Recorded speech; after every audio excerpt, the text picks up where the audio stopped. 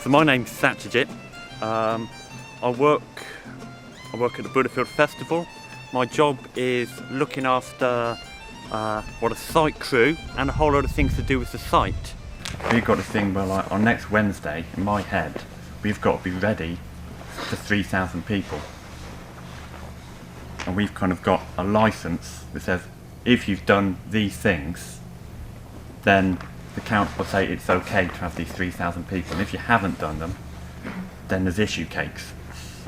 Buddhafield came from a number of members of the now Triratna Buddhist order deciding that they were going to teach meditation at Glastonbury Festival.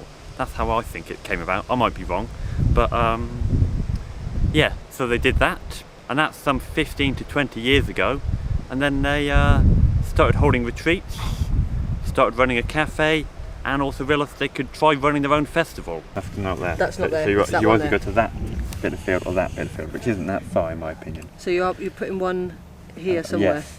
So I just need to maybe look at that one. Yeah. Okay. So go in there. Right. Right, so this is a geodesic dome. I believe it has origins from some kind of chemical compound. We start with a 5-pointed star in the middle, and then we work our way out from there. So, as far as possible, we try and run all the vehicles on either biodiesel, or for the last few months we've been running them on recycled filtered veg oil. What's the other side though? And which is just all, you know, particularly the oil is a lot more viscous and creates a few problems with the fuel filters, really. What's the price? The price of the filtered oil is 60 pence a litre, so that's a lot better than diesel price-wise, and it's recycled oil from relatively local to where we live, so it's quite nice as fuels for vehicle could go, really. We just went over to Mid Devon Council to pick up the bins for the recycling. Nice. How many bins? So we've got 48 bins, and that's mainly going to be out in the fields for the punters to put their recycling into. And then, we'll sort it all. We'll sort all the waste and recycle absolutely as much as possible. We've got a really good team led by Raf. She's just dedicated to separating out all the rubbish, and so we'll separate it all, and then Mid Devon will take a certain amount of it, and the stuff that they won't take we'll shift on to other people that are going to recycle it. So the idea is it's not just that people are putting up a festival, they're doing something together, engaged in a task and meeting each other, and whatever in their experience comes up, we're looking and exploring ways in which that can be food for their Buddhist practice. That can be the place in which they're practicing. So it's not just on a meditation cushion, it's meant to be all day long. So what's it like when you're working with someone and you start getting annoyed with this person, and then you can become aware of your mind and how it's getting annoyed, and then you can hopefully stop to think, but the theme for today is contentment.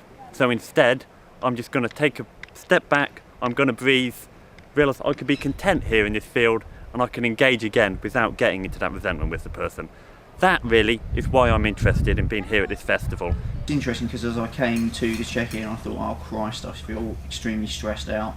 So me and Alice had a very stressful conversation this morning about crew food and the cafe, and managed to wind ourselves up thoroughly about that. But it doesn't seem so bad now sitting here, so that's really quite good.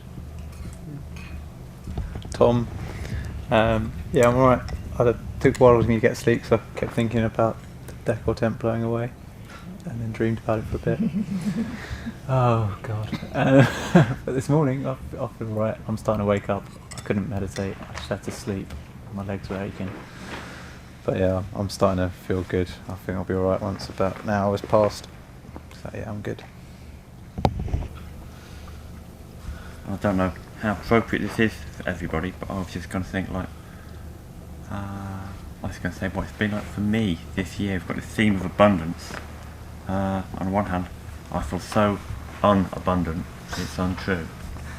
You know, I feel the tank is completely empty and I'm just coasting, really.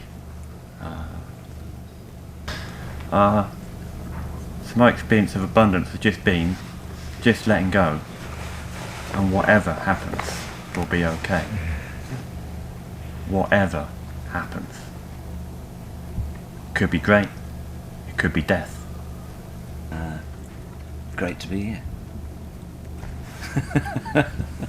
I've got a new tent. Cost me £42. It's the biggest tent I've ever had. It's about 10 foot long. It's only a 2-man tent, but it's the longest tent I've ever had. My name's Claire and I'm on the Decor team. And our job is to basically beautify the space really and make the whole place look pretty and a bit more magical and festive and colourful. And yeah, so we've been working in our Decor tent full of lots of bits and pieces and making things and yeah, I'm really looking forward to the festival because I don't know, I've heard quite a lot of good things about it. It's my first time here, but yeah, I've heard good things about it, and yeah, it'll be interesting to sort of be at a festival where there's no drugs and alcohol, where you can actually relate to people on a real level rather than just drunken banter.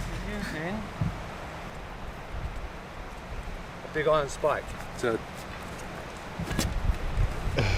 make a nice hole. Yeah. And then you can plant your sticks in the hole to keep the bottoms where they belong, and that gives you your anchor so that you can bend them. Hazel or ash is best, but anything you cut in the spring will do it. Birch, silver birch, willow will be good. Willow's nice and bendy, but really you should cut it with spring poles early in the year, and then you've got the sap rising and they're very, very bendable. As you cut them later in the year, they become more woody, harder to bend, and you end up using more string. But if you cut it green, you can bend them round each other.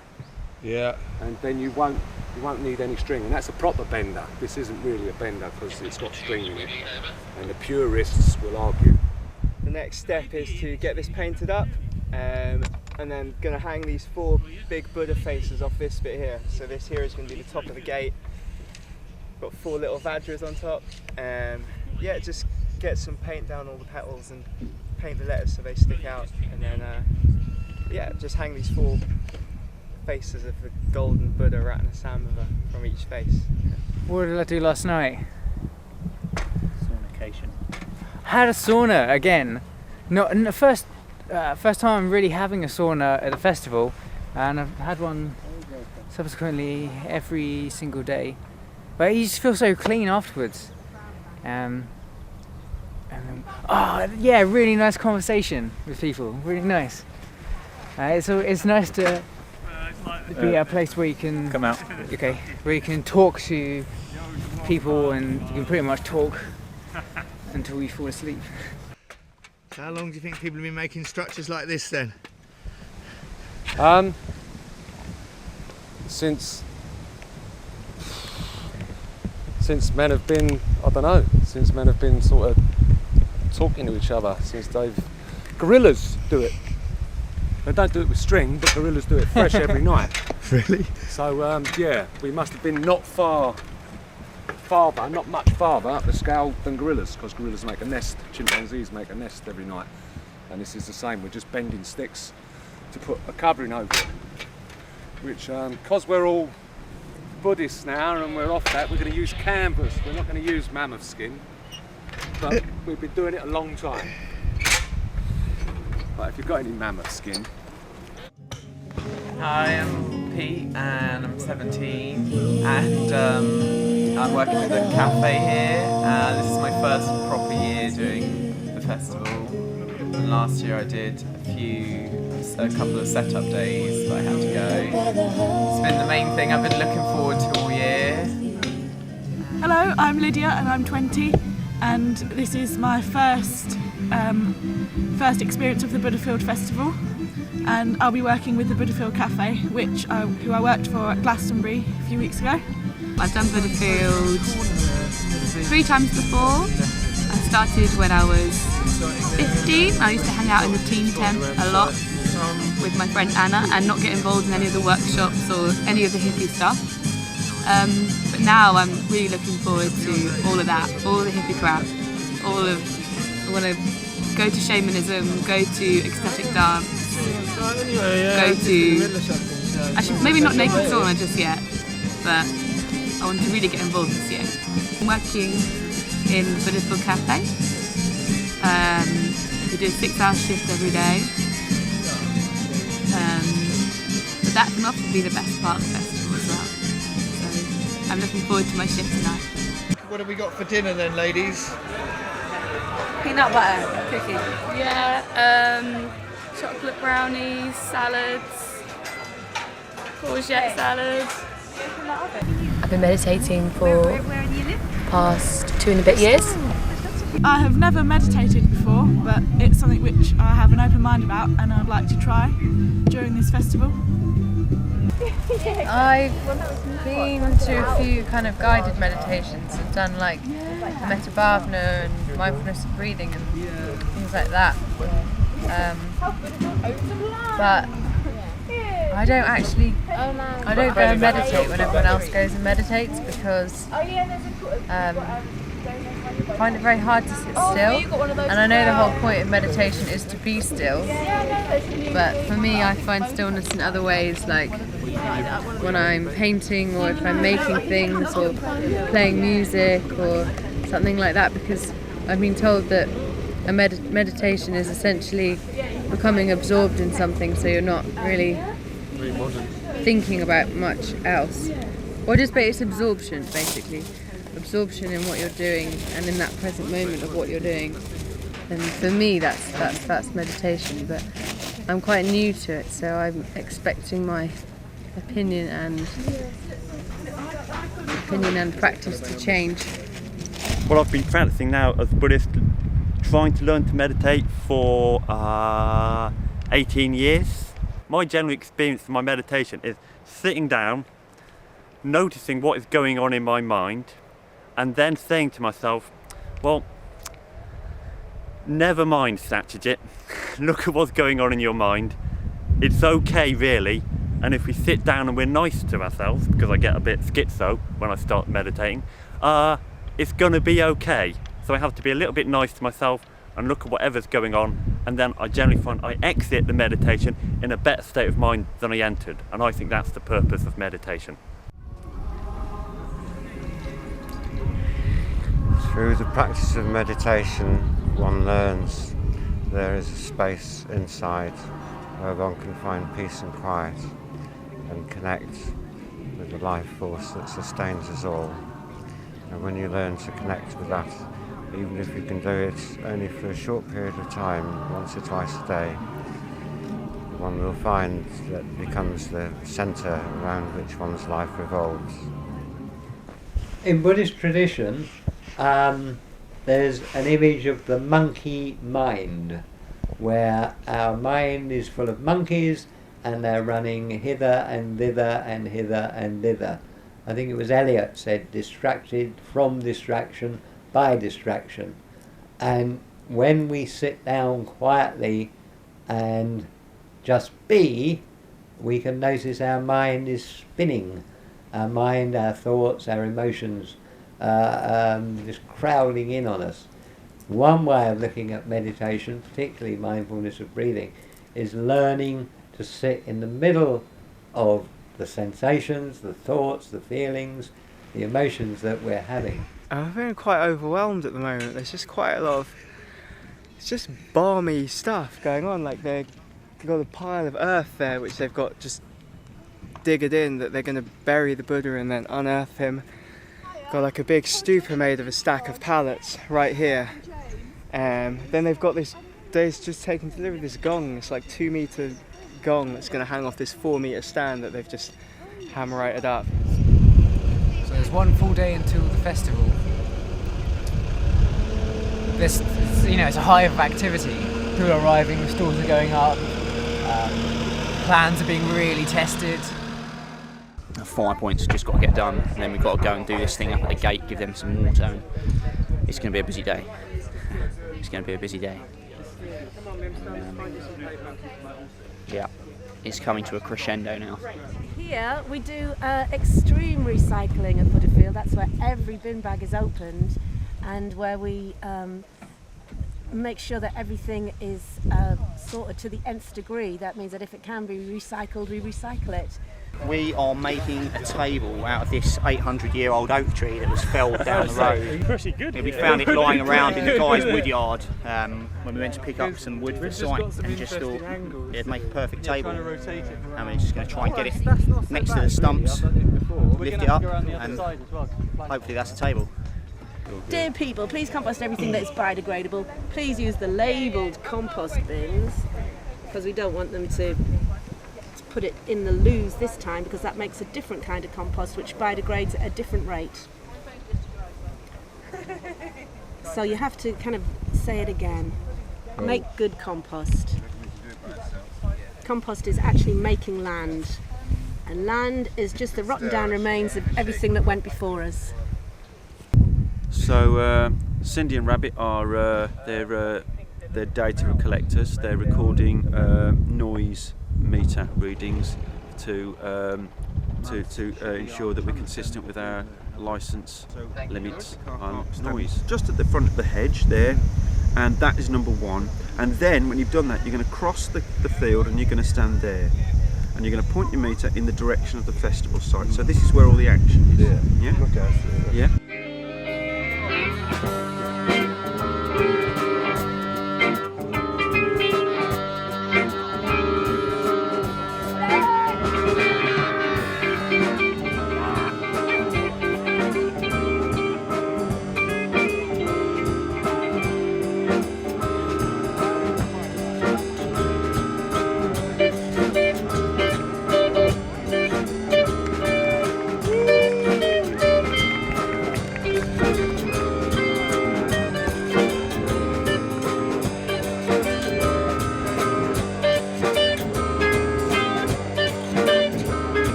Glad to experience the influx of people, because that really tests what Buddhafield is about once you get these people together. Because at the moment there's not many of us, but everyone's quite relaxed, everyone's quite cheerful, everyone's connecting with one another. But when we get thousands of people and they're all on that same vibe, that's going to be something that's going to be really exceptional. We've done an improvisation workshop which was 2 hours long, and we got up especially early for it, but it was really worth it. We did improvised dance performance, improvised acting a fairy tale performance without any idea what role you're playing or what story it's going to be.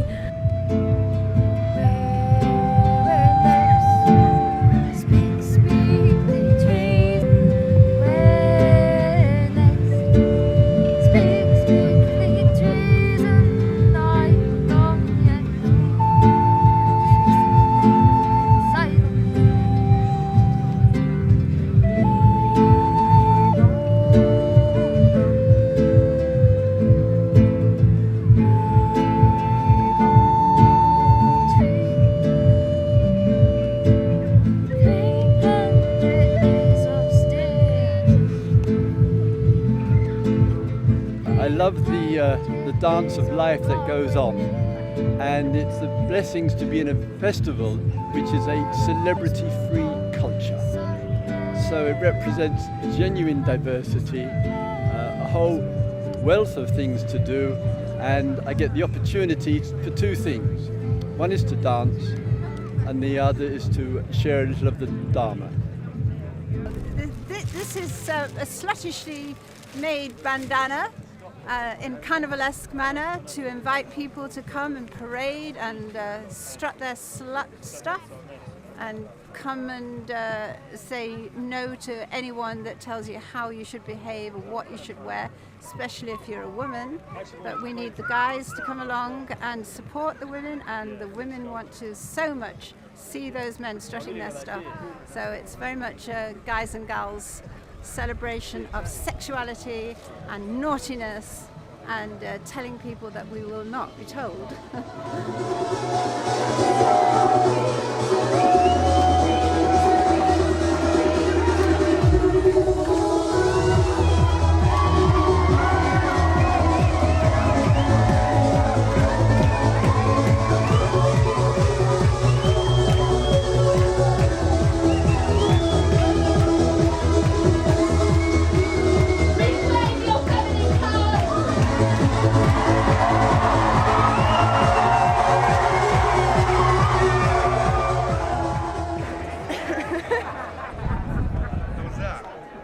Beautiful, really beautiful, real getting in touch with the one love and looking into everyone's eyes and just realising that is just the one love, and it got to the point where you just see the same thing in everyone's eyes and everyone's just glowing and it's wonderful. We've been dancing for all the people oppressed in the world. And we were dancing for each other, and we were dancing for the future, and we were dancing for the spiritual being and together. And boy, is it powerful stuff, man. It's more powerful than any drug.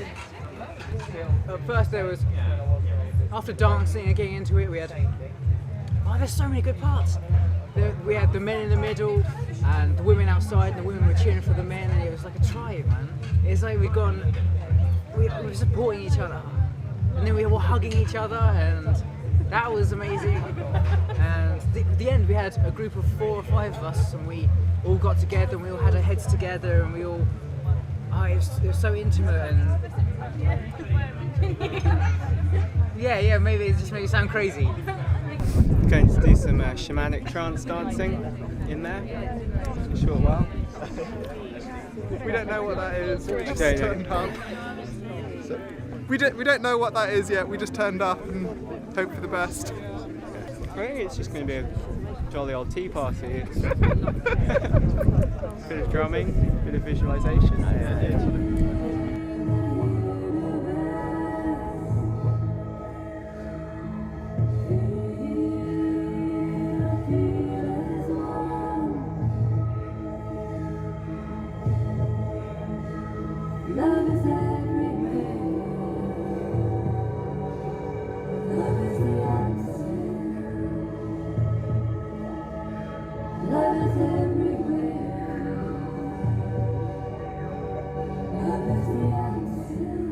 I'm inspired by creating the event that other people come into. The thing that's inspired me the most, is hearing that people have come here and they've been inspired by something. They've either been amazed at how friendly everyone was, or some people who, we were just talking about this, who they haven't taken as many drugs at this festival as they normally do at other festivals. So that's what inspires me. People have come here and something positive has happened for them. That's why I do it, really, to try and hold that space. When you are using meditation from whatever path, the effect that it has on the mental capacity and on the attitudes of the participant or the practitioner, it has an effect on the brain waves. And when you can change those brain waves to operate in a particular manner, then you'll find you're more one with your being, you're more one with your breath, you're one with your heartbeat. Well, I just came from Qigong with a guy that I'd already seen in Glastonbury. It was good, really good. A little grounding, felt so much energy, really relaxed. Again, it's a really powerful way, really nice way to start the day, actually. I've done some exploring of various things, but it's all very much the same. It's all awareness, it's all balance, it's all intuitive energy. How I'm feeling now? I'm actually really looking forward to the rest of the day. Really looking forward to getting some other things done. Starting to get back to work today, which is, it's okay. That's what I'm here for. It's things you've got to do. That's nice in itself. work on the team. Yeah. But it's good. Last day, gonna have a lot of fun tonight. Yeah.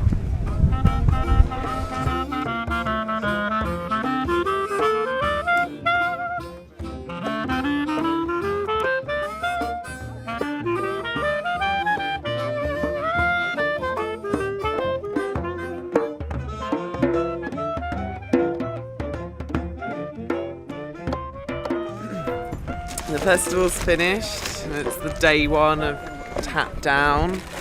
I disgustingly volunteered myself to do some litter moving. And at the moment I'm putting dirty wet boxes into another big bag of dirty wet boxes. It's really disgusting, but I don't know, I felt like I wasn't doing anything, so I thought I'd come help. Well, it's just a huge amount of stuff with composting, really. I worked out once the amount of toilet compost that we do a year is the amount that your average human will produce in 50 years. So that's 50 years worth of toilet compost. So the alternative is to pump it full of chemicals and take it to Avonmouth. So that's a big ecological thing. And then there's all the food compost, and it could be about the same amount of that. Towards the same one, about the same amount of that, sort of. So, you know, there's a good number of teens of tons of compost. They've all gone home, but they've left all of their rubbish. And what's worse is that at this stage they just stick it all in black plastic bin bags and leave it for us all to sort. But we're still trying to be impeccable and open every bag. So we'd got to the point where we were up to about 5 or 6 skips per year at the festival, and now with this recycling, including all that composting, we're down to less than 3 skips. So the actual amount that's going to landfill as well, you know, has dramatically dropped.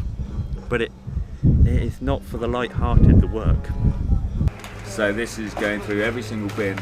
Some of them will be mostly cardboard, some of them will be mostly paper, mostly compost, mostly plastic. But they won't be completely, so we take this, we open it out, and we sort it all ourselves. Yeah, at least I got some gloves now. It's interesting though, it's really interesting. But, my god, I don't think I could do it for long. So, I'm leaving in a few hours. I'm waiting for my sister Emma to pack up her permaculture area. I've had an amazing time. I'm really tired now, but I have had such a good time and met such nice people, which is the whole reason for coming here. And I really want to go to another festival right now, but I can't. I'm going to go to Wales to see family for a while, and then we're going to the Green Gathering, I think, which would be good. I've not been to it before. I think it's more to do with crafts and things like that. Yeah, more learning. I was offered to, if I wanted to, come along with a cafe and help out for the next festival, but I had plans to go back to gardening and learning that in that way. Oh, I've been really torn between it, but I'm going to now go with the cafe, with Bluefield Cafe, to the Green Gathering, which I'm excited about. I don't get this opportunity to meet this many people, so I thought I'd take it while it was there. And you meet a lot of interesting people, a lot of people doing really cool stuff, a lot of kindred spirits in a way.